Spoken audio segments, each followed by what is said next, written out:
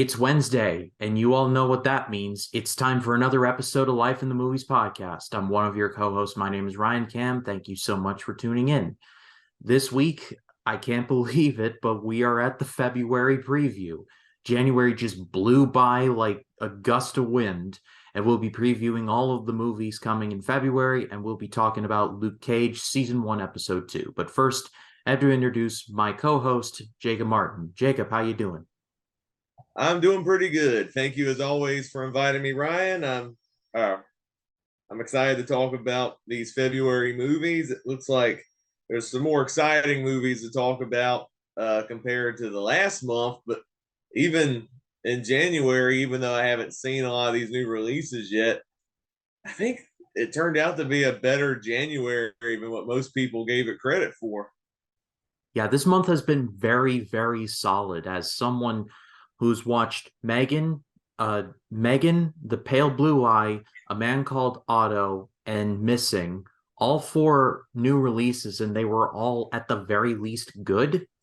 That's better than most Januaries that I've personally ever seen. So credit where credit's due, and not even counting TV stuff like The Last of Us. So we have been spoiled for choice. Let's just say that. Yeah, this might be just the best January in history, probably.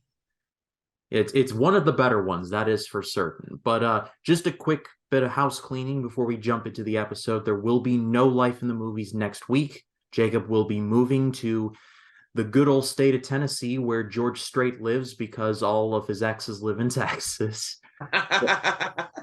But he will be preparing to go to pastor school. Is that the correct word, pastor school? It's I think it's called the School of Preaching and Christian Development is the technical term.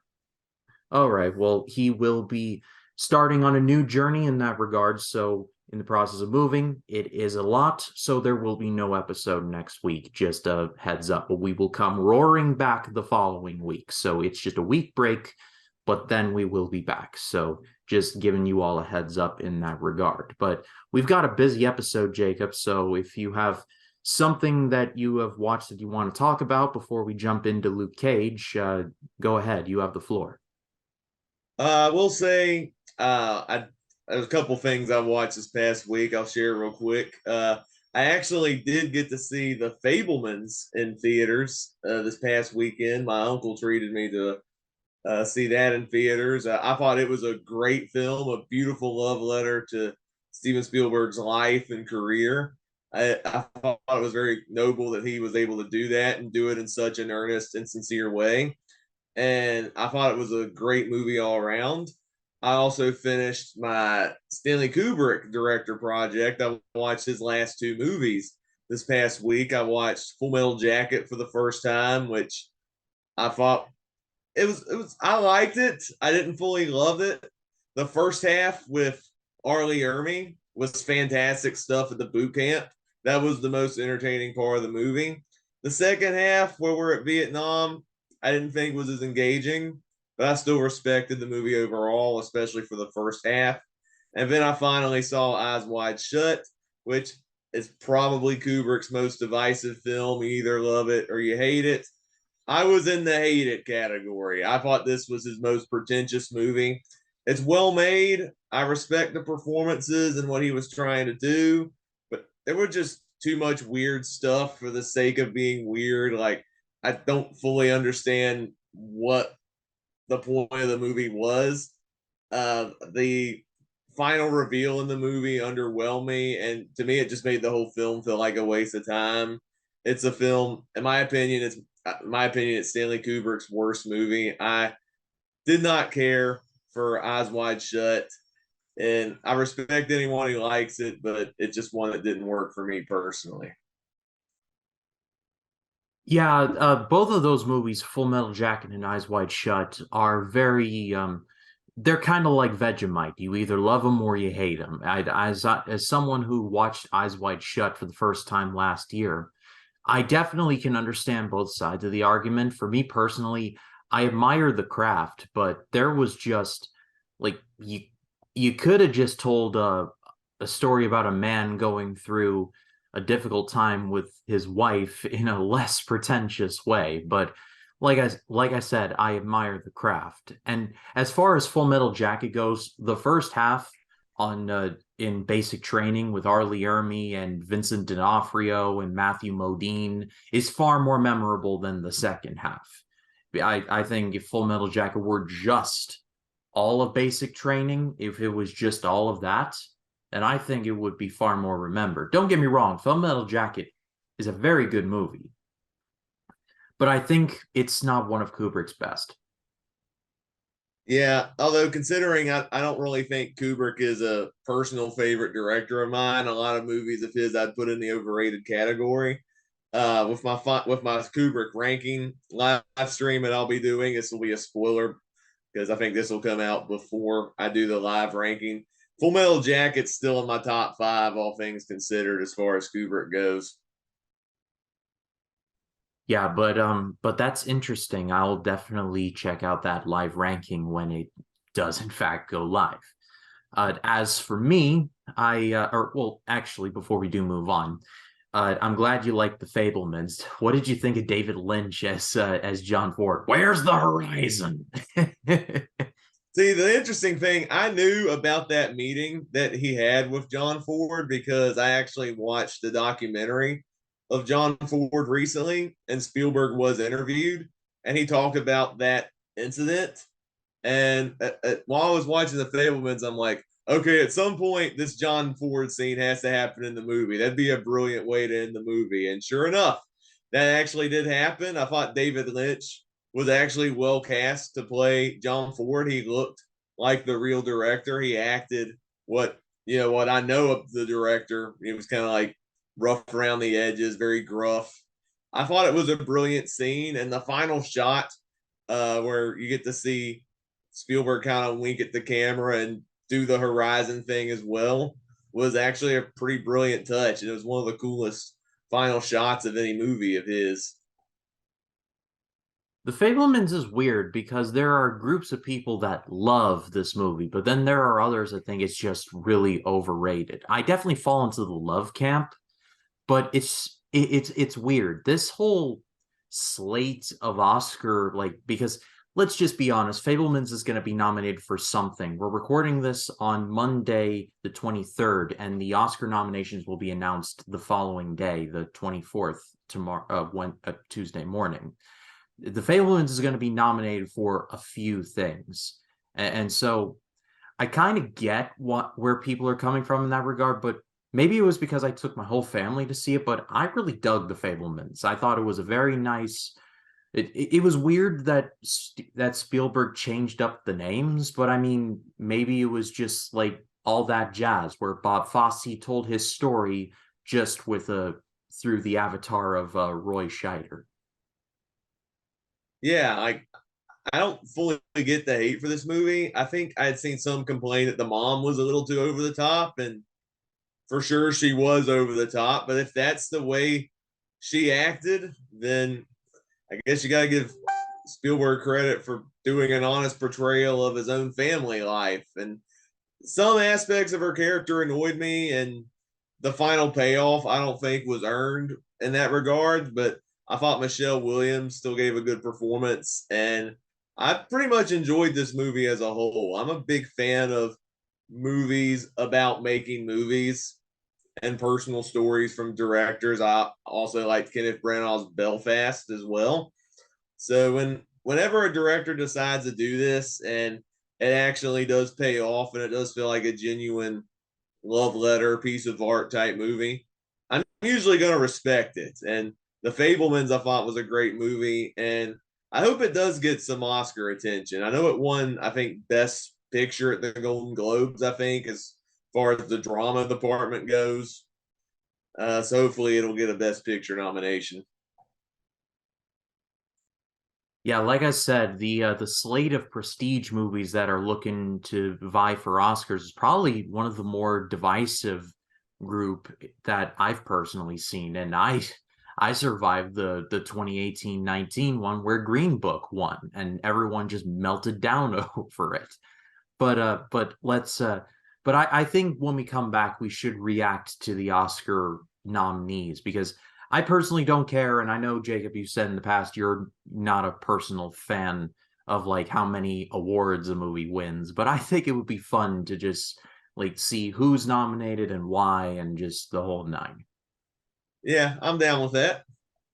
All right, very good. Well, we'll pick that up in 2 weeks' time. But as far as me goes, just watched Rocky 3 and Last Airbender and After Earth for my Rock Road to Creed 3 and Shyamalan project, respectively. Boy, talk about peaks and troughs in terms of quality there. But those reviews are currently on the channel. But I watched today actually a movie that I picked up because when I work at a library, I tend to get access to DVDs first before the patrons do. And I saw a movie that I wanted to watch but didn't come near me in theaters. It's called Emily the Criminal. This is a small little indie thriller starring Aubrey Plaza about a young woman labored with student debt who stumbles into this weird little scheme, this illegal scheme where she goes in, she buys in like high-end TVs and electronics with fake credit cards. She takes it because, well, she has like $70,000 worth of student debt, so she's got to pay it off somehow. And the movie, if I can describe it in any way, it's kind of like the movie you would expect, but very stripped down, where you see a character start off in like the low, but then get to the high and then back to the low again. But I really enjoyed it. It stars Aubrey Plaza, and I haven't been a huge fan of her work. I can't remember much of what she has been in, but she was really good here. Also stars Theo Rossi, who's been in a ton of stuff. And this is a nice, taut little thriller. It's 90 minutes. I don't know where it's streaming. I believe Rachel, when we did a streaming preview or one of our regular Hidden Gems episodes, she did bring up it was streaming somewhere.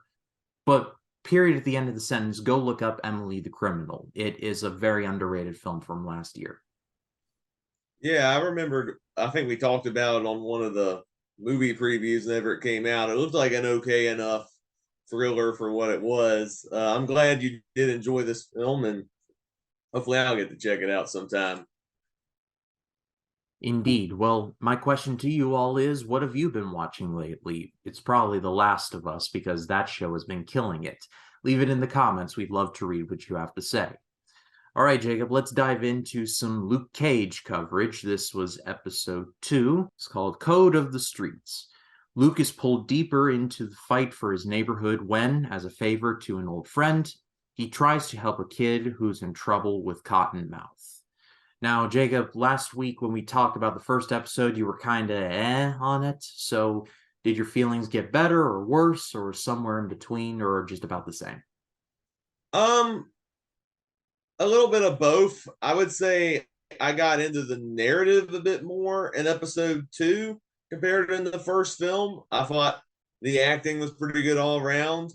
I'd say Mahershala Ali is still crushing it as Cottonmouth. He is by far the most interesting character in this whole series. I love how at the beginning where he's just interacting at the barbershop and he and Luke Cage are talking and uh, they're actually talking about the Bible because Cottonmouth's all about old fashioned revenge and vengeance and eye for an eye and stuff. Well, Luke Cage was like, "Well, Jesus saves," and Cottonmouth's like, "Well, Jesus does save, but I don't," which I thought was like a clever little touch on how ruthless his character is.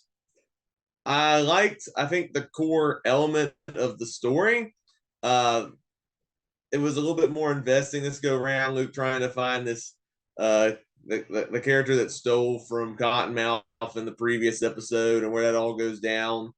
Uh I will say I don't think the core I think crux of Luke Cage's character I don't think is fully realized yet. I felt like his character was more interesting in the Jessica Jones show compared to in this show where he's just kind of a blank slate to me. Like they teased that, something bad happened to him, and we haven't really seen that fully pay off yet. And I'm wondering if the rest of the series is going to do that.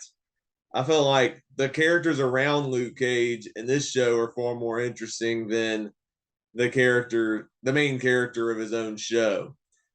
Where I think right now Cottonmouth, and then his cousin or whatever that Alfred Woodard's playing, who's like this, who's in politics and stuff.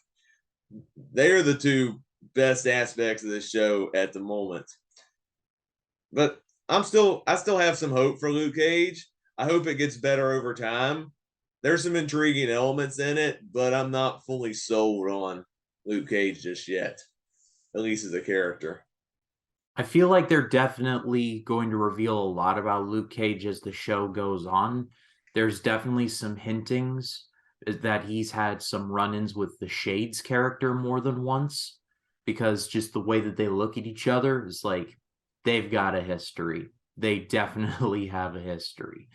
And yeah, I definitely agree with you. Mahershala Ali and Alfred Woodard are by far and away the best parts of the show so far. I mean, those two actors are great by themselves, but I like this. They're basically like the left and the right hand. You know, you got one hand being the bring peace to the neighborhood, while you got the other hand working in the background, you bringing about the peace by force. So it's a very interesting dynamic because you got Alfred Woodard, who's got the New Harlem Initiative, and then you got Cottonmouth, who is the seedy underbelly of the New Green Initiative. It's a very nice dynamic, and it's by far and away interesting. What did you think of Pops's death? That was brutal. Yeah, it was because I was enjoying that character and how he was a good mentor role for the community around him. I liked learning about his backstory that he was a thug originally. Did spend some time in prison, but he reformed and set up a barbershop as a way to, you know, let other people avoid the same trap that he fell in. I like that about his character. So that when he got killed off, it was a pretty sad blow to the show, I felt like, because I wanted to see more of this character. I wanted to see him inspire and build Luke Cage up and some of the other background characters. And I thought he was a really good addition. It's a shame that he was only in 2 episodes. Yeah, he will be sorely missed because I was enjoying his character. I liked how in his barbershop he's got a sign that says a list of famous people who don't pay, but everyone else pays. And on one of them is like Don Corleone from The Godfather, who's a fictional character, and Pat Riley, who's this big time former basketball coach, won a lot of championships. It's a fun little moment that I really do like. I think there are seeds of potential interest in the show. I just think it's taking its sweet time getting there. Yeah, I'm hoping for the best in this series, honestly. There's so much potential that could be had with this show. Like we said last week, the music in Luke Cage is fantastic.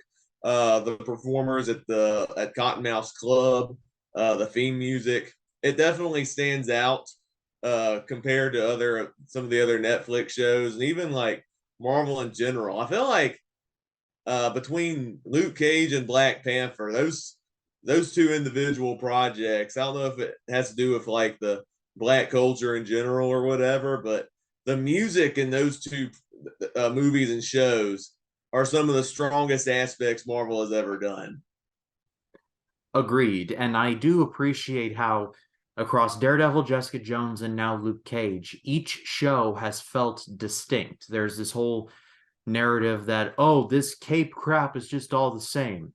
Watch Daredevil, watch Jessica Jones, and watch Luke Cage. They are all different. Jessica Jones feels more, I hate to say it, but kind of like noir-esque, very detective-like. Daredevil feels more action-oriented, leaning more into martial arts side of things.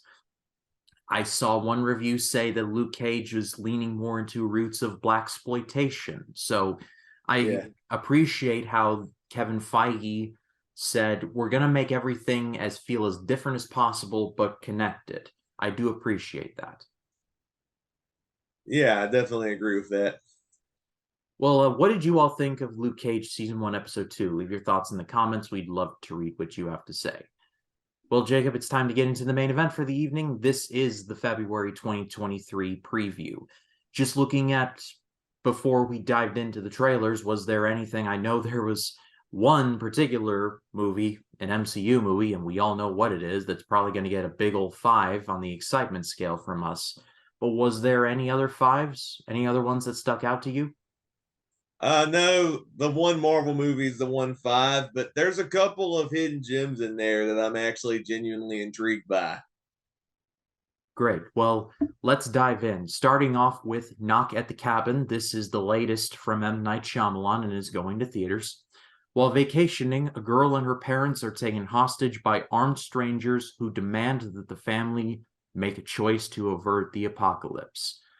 Now, Jacob, this trailer has been attached to a lot of movies that I've seen recently, and the more I see it, the more excited I am for it. Because as I go through the Shyamalan films on my channel, I recognize that Shyamalan has had some definite peaks and valleys in his career, but I'm always excited to see what he's got cooking and what he's got up his sleeve. And Knock at the Cabin is no different. I mean, just look at the cast alone. You got Dave Bautista, Jonathan Groff, who was Smith in The Matrix Resurrections, and he was King George in Hamilton, and was in Spring Awakening, and is very talented. Rupert Grint is in here as well. It's a pretty good cast. But what did you think of the trailer? It's funny is when we were going through the previews, I had never actually seen much marketing for Knock at the Cabin. I think because I feared, Shyamalan's known for his big twists, and I know The Village was known for having poor mismarketing. I didn't really want to see much trailers for Knock at the Cabin, but I did see the teaser trailer for this movie, and I gotta say, it looks really exciting.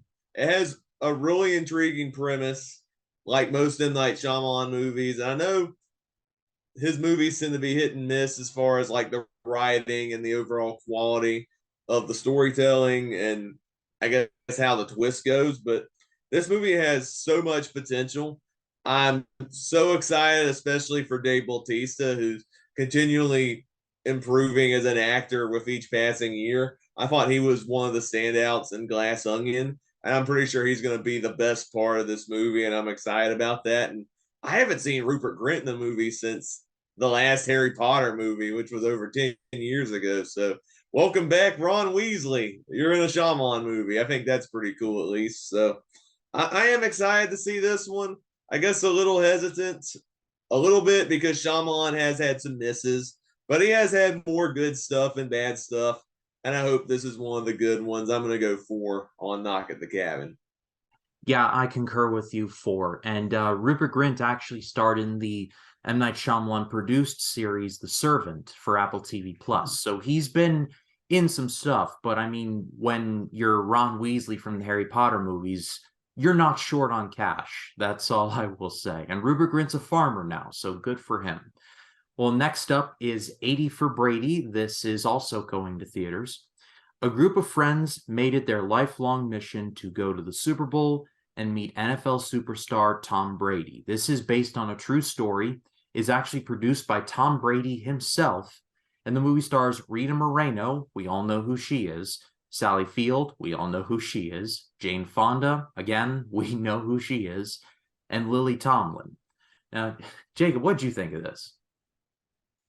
I feel kind of bad because I didn't realize until you were talking about it this was based on a true story. And if this was a true story, then more power to them. But just watching the trailer on itself, this looks so stupid. I, as much as I like these actors, I'm sure they had a good time. I'm sure they had a good paycheck. This just looked like a lowbrow comedy that looked like it didn't really have anything interesting to offer to me. Maybe it was just the trailer. Maybe the movie itself is actually really good and it's a hidden gem. I know comedy films are the most subjective, and there's been comedies in the past that have been pleasant surprises. Like I thought Fighting with My Family looked really stupid from the trailers, and then I saw it, and it was actually one of the biggest hidden gems of that year, 2019. I'd like to say maybe it could be that. I don't know, but I wasn't a fan of the trailer, and it didn't do enough to get me interested in checking it out unless it has a really surprisingly good word of mouth. So for now, I'm going 1.5. I'll give it a 2 just for the cast alone because there are some pretty good actresses in here. And like I said, I'm kind of a sucker for like based on true stories, stuff like this, so it could be good, who knows. And just to shout just to shout out because just watching this, I was thinking to myself, there is like a small cinematic universe going on of like older women, but doing like these really active things like book club, Palms. We're getting a sequel to Book Club later on this year. And now we got 80 for Brady. It's like they star very similar actresses, so they all have to like meet one day and have a big old end game style event one day. Well, something's got to get the grandmas to the movie theater. That's for sure, but I can speak from experience. Book Club was near sold out on a number of occasions. So don't hate it just for making money. But Yeah. next up is Marlowe. This is also going to theaters. In late 1930s Bay City, a brooding, down on his luck detective is hired to find the ex-lover of a glamorous heiress. This is actually directed by Neil Jordan, the director of The Crying Game, among others. Stars Liam Neeson, Diane Kruger, Jessica Lange, and Adewale Akinnuoye Agbaje. I hope I'm saying that right. He was Killer Croc from the bad Suicide Squad movie. Hopefully he's better here. But Jacob, what did you think of this? So it's interesting. Before I watched the trailer, I was looking at the Marlowe title, and it turned out this is a popular literary character who has been played in various films over the years. Most notably, Humphrey Bogart played this character in a film called The Big Sleep. If you haven't seen it, it's a very well made movie, and Humphrey Bogart is absolutely brilliant in it. So when I heard Liam Neeson was playing this character, I'm like, really? That's a weird choice. And then I saw the trailer for this, and it actually looks kind of good. I'm hoping it's actually an intriguing throwback noir thriller type movie. It sounds like Liam Neeson is actually going to be committed to a character for once because he's been doing generic action films for years and he didn't have a good 2022. So if this is the good comeback vehicle for Liam Neeson, if people say, "Oh, Liam Neeson's doing something a little different," maybe he'll have a good comeback and people will enjoy his movies again. I hope this is a good movie. I'm hoping it turns out pretty solid. I'm gonna go 3.5 on this one. I think there's some potential on this one. Yeah, I'll concur with you and go 3.5. The trailer looked quite interesting, and I'm kind of a sucker for Liam Neeson, so I'm definitely going to go out of my way to see this. Well, next up is Magic Mike's Last Dance. This is also coming to theaters. There's no synopsis on IMDb. It just says plot kept under wraps. That's literally what it says on IMDb. But just from what I have gathered from the trailer that I saw, basically Magic Mike is brought back to do his last dance with Salma Hayek in tow. But what did you think of this one, Jacob? Have you seen any of the Magic Mike movies? I haven't seen any of the Magic Mike movies. I was just informed that it was Channing Tatum as Magic Mike the stripper, and I'm like, I can't relate to any of this. I had no interest in watching any of these movies. I didn't care whether they were directed by Steven Soderbergh or not. I just didn't really have an interest in seeing those types of movies. I felt like I was not the target audience for it. So I think my opinion on it's probably you'll just have to look at with a grain of salt because I know people love the Mad Max movie, not Mad Max, the Magic Mike movies. I meant to say, and there is an audience for them, and I'm sure this movie is going to do well. The people that love the other films are going to go flock to see this new film, especially women, and have a good time with it. Nothing in the trailer really excited me much. I like the song choice in the trailer. They actually use "Last Dance" by Donna Summer to hype up Magic Mike's Last Dance. I kind of hope that song's in the actual movie so it could have a good little payoff there. I guess I'll probably only check out these movies if I ever did a Steven Soderbergh director project down the line. But as for now, I'm going to. I just have no interest in these Magic Mike movies. I'll go 2.5 just for the sake that I'm glad Soderbergh is getting a theatrical release because it seems like he's been banished to HBO Max for the past couple of years. And I don't understand why, because he's done Let Them All Talk, No Sudden Move, and Kimmy, and they were all HBO Max exclusives. I don't know, maybe it was a deal that he worked out. I'm not sure, but Steven Soderbergh is a great director, and I'm just glad he's getting something in theaters for once. Well, next up, speaking of streaming, next up is Sharper. This is coming to Apple TV Plus on February 17th. A con artist takes on Manhattan's billionaires. This stars Justice Smith, Sebastian Stan, Julianne Moore, and John Lithgow, among others. What did you think of this one? It looked okay. The trailer didn't really wow me much, but I do like the cast. It looks like it's going to have some intriguing twists and turns. It'll be interesting to see where it goes. I don't really have too much to say on this one, but I just hope it's a good movie. I'm going 3 because of the cast alone. Yeah, the same. And I do appreciate that this is an A24 film, so it's going to be trippy in some regard because it's billed as a psychological thriller. They know how to do the psychological thrillers well. Well, next up is Your Place or Mine. This is, I believe, going to Netflix. Two long distance best friends change each other's lives when she decides to pursue a lifelong dream, and he volunteers to keep an eye on her teenage son. This stars Reese Witherspoon and Ashton Kutcher, who I think disappeared off the face of the earth for a while. I haven't seen him in much, but nice to see him back. Yeah, good to see him back, I guess. This movie actually does kind of look interesting. That's saying something because I'm not a big rom com guy, but I watched the trailer, and I don't know if it was a matter of luck because the past week I actually watched 27 Dresses for the first time, and the trailer for that movie said that this film was from the same writer behind 27 Dresses, which was a rom com that I actually did mildly enjoy. I thought it was a solid movie. I know this writer also did Devil Wears Prada, which I personally haven't seen, but I've heard it's a good movie too. So it looks like they actually got a good writer for this rom com. There were a couple times in the trailer where I was actually kind of intrigued with the story. It's like these two characters going on a swap in different places, and there's like a love triangle going on. And usually, I'm not a fan of that trope, and I tend to roll my eyes at that. But the trailer, I was genuinely invested on Reese is going to choose at the end, and usually the tolerable love triangles are the ones where even you as the viewer have a hard time deciding what is better if the characters are well written. So I actually hope this is a pretty decent rom com. It actually looks pretty solid.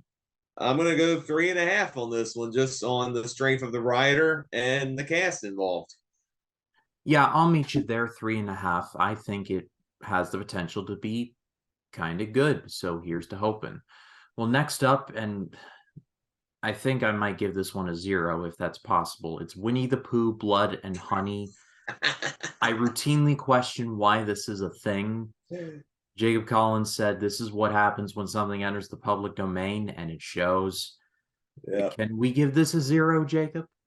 I was giving it a 1, but yeah, 0 looks good. It doesn't even look like a real movie. Like I've seen the trailer twice, and I was just sitting there like, who came up with this? Who thought it was a good idea to turn Winnie the Pooh into a slasher? Even taking the Winnie the Pooh element out of it, it just looks like a poorly made slasher with nothing new or original to offer.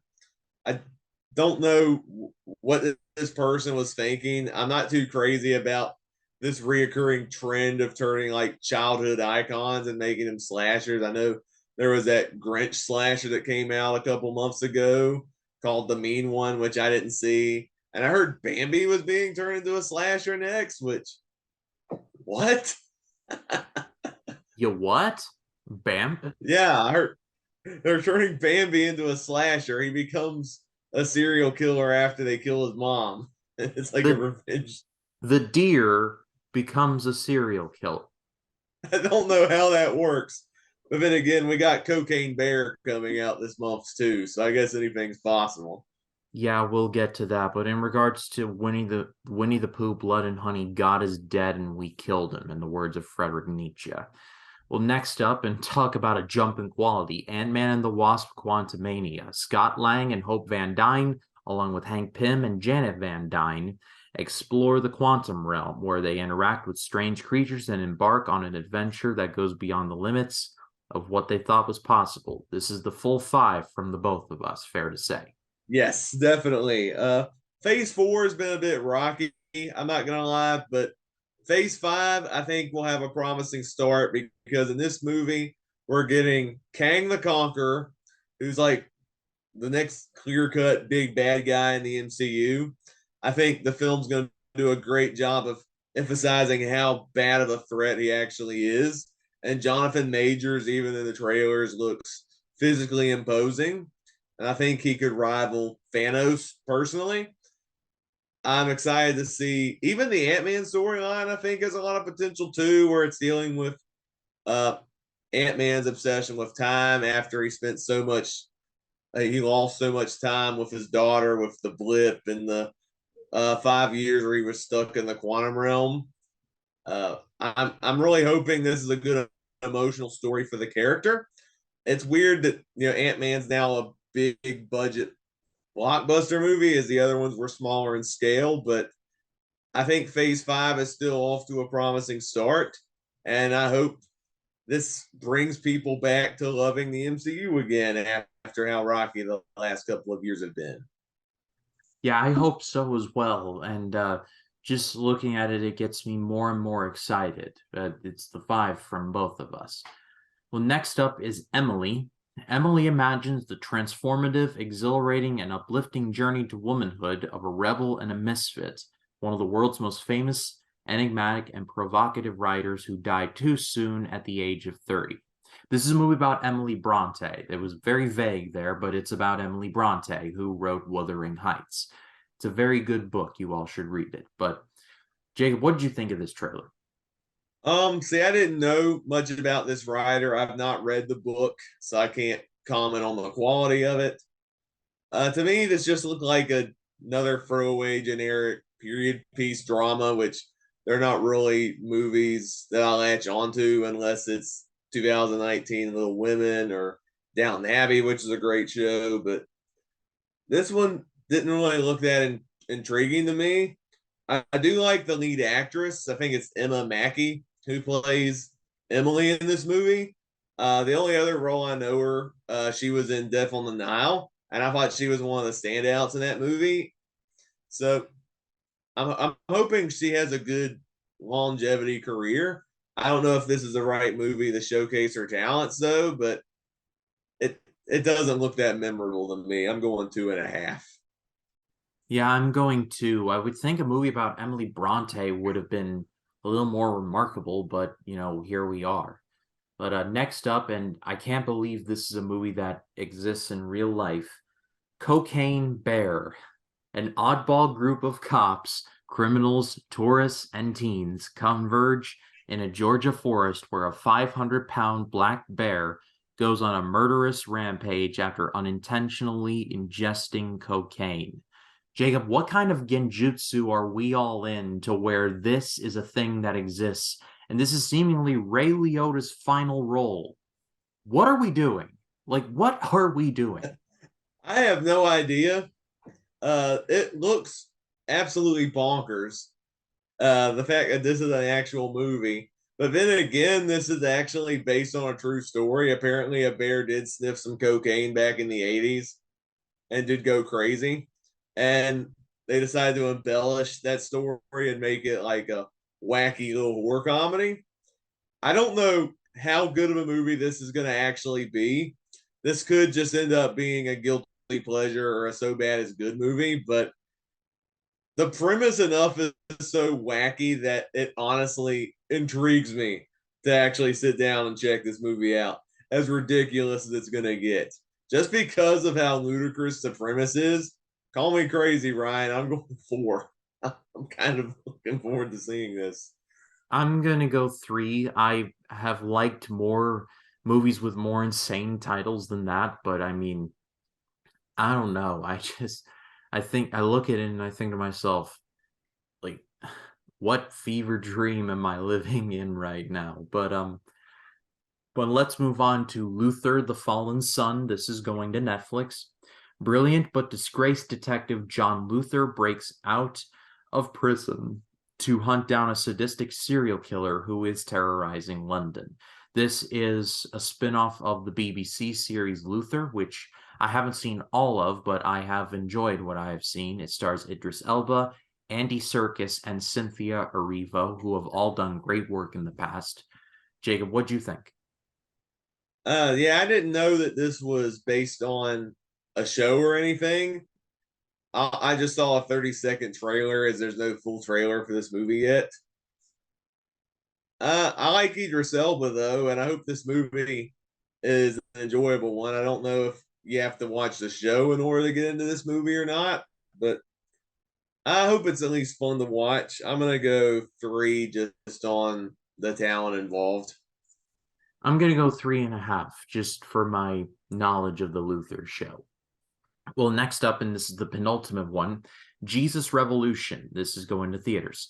The true story of a national spiritual awakening in the early 1970s and its origins within a community of teenage hippies in Southern California. This movie stars Kelsey Grammer, Kimberly Williams Paisley, who was the daughter in the remake Father of the Bride movies, and she's been in a ton of Hallmark movies. And this is coming from John Irwin and Brent McCorkle, who created I Can Only Imagine and American Underdog, two faith-based movies that I really enjoy. And I have gone on record to say that we should give all the faith-based stuff to these two. Clearly, they know what they're doing. And from the trailer, I am really looking forward to this, if for nothing else, because of Kelsey Grammer. I definitely agree. The Irwin brothers have actually kind of revitalized the low budget faith based films between I Can Only Imagine, American Underdog, and also I Still Believe, which was pretty good as well. Just because of their names attached, I know this is going to be a quality faith based film. I don't know much about the actual story of like these hippies in the 70s who converted, but that does sound like an interesting, compelling story. Kelsey Grammer is a great actor, and I'm sure he'll carry this movie alone on his back. And I'm hoping this is another good faith based film. And I feel like it's a genre that we need more of, honestly, especially in this day and age. So, 4 stars for me.